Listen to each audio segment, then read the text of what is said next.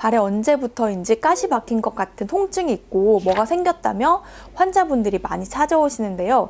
발에 생긴 티눈이거나 사마귀인 경우가 많습니다. 오늘은 티눈에 대해 자세히 알아보려고 합니다. 안녕하세요. 피부과 전문의 닥터 고운 피부 연세고운 피부과 윤나영 원장입니다. 티눈은 발바닥과 발가락에 자주 생기는 국한성 각질 비후증입니다. 티눈의 기저부는 피부 표면이고 꼭지는 피부 안쪽으로 향하는 원뿔 형태의 과각화 중심 핵을 형성하며 통증이나 염증이 함께 발생할 수 있는 질환입니다. 주로 발바닥에 생긴 딱딱한 핵이 있는 경우를 경성 티눈이라고 하며 발가락 사이에 땀에 의해 짓물러 부드럽고 축축해서 발견되는 티눈을 연성 티눈이라고 합니다. 티눈은 발의 지속적인 자극과 비틀리는 힘 때문에 발생합니다. 발의 만성적이면서도 과도한 기계적 비틀림이나 마찰력이 표피를 자극하여 각질 형성 세포의 활동성이 증가하면 과다 각화증이 유발되기 때문에 티눈이 발생합니다.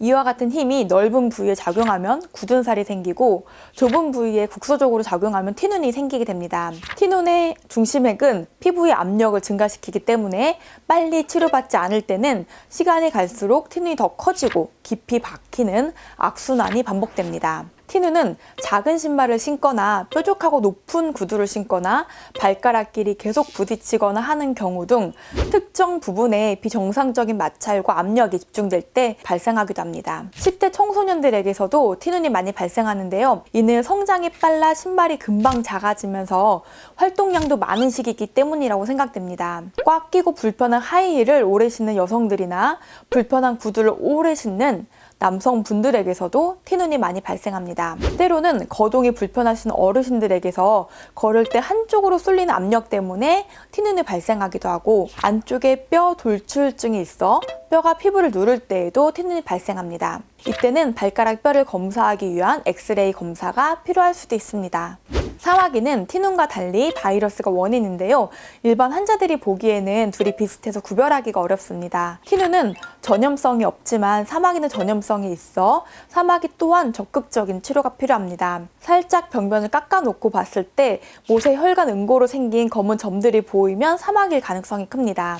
발바닥에 사마귀인지 티눈인지 구분하기 어려운 무언가가 생겼다면 또 통증이 발생했다면 가까운 피부과에서 정확히 진료보시기를 추천해드립니다. 티눈이 크지 않아서 혹은 통증이 없다고 해서 치료하지 않고 오래 방치할 경우 티눈이 깊어지거나 넓어질 수 있으므로 치료를 하는 것이 좋습니다. 티눈을 치료하지 않으면 통증을 유발하고 보행에 불편을 주며 염증이 생길 수도 있습니다. 또한 치료하지 않으면 발 모양 이상, 통증, 허리 통증의 원인이 될 수도 있습니다. 깊숙이 박힌 티눈은 살리실산으로 불린 후에 중앙에 핵을 제거합니다. 간혹 레이저나 냉동치료를 같이 진행해 줄 수도 있습니다. 냉동치료는 액화질소를 이용해 병변을 얼려 제거하는 방법인데 핵 제거술과 함께 2-3주 간격으로 몇 차례 실시합니다. 간혹 피부 밑에 돌출뼈가 있어 티눈이 발생하거나 악화한다면 뼈 제거 수술을 할 수도 있습니다. 먼저 최대한 발을 편하게 해주며 티눈의 원인 요소를 없애야 합니다. 마찰이나 압력 있는 부위에 생기므로 외부의 압력을 제거해 주는 것이 필요합니다. 티눈은 치료한 뒤에도 생활습관이 규정되지 않으면 다시 재발할 수 있습니다. 티눈이 자주 생기면 바닥이 푹신하고 조금 큰 신발을 신고 걷는 자세, 뼈의 모양 등을 점검해 티눈이 다시 생기지 않는 방법을 알아두고 실천해야 합니다. 실리콘 패드를 발가락 사이나 발바닥 신발에 넣어서 압력을 분산시키는 방법으로 신발을 신는 것도 티눈의 예방 효과가 있습니다. 지금까지 무심코 넘겼던 우리 발의 티눈에 관해 설명드렸는데요. 별것 아닌 것 같이 여겼던 티눈도 적극적인 치료와 예방이 필요합니다. 영상을 보시는 분들 지금 한번 발을 살펴보시고 발 건강에 도움이 되셨으면 하네요. 내용이 유익하셨다면 구독과 좋아요 부탁드리고 지금까지 닥터 고운 피부 윤나영이었습니다. 감사합니다.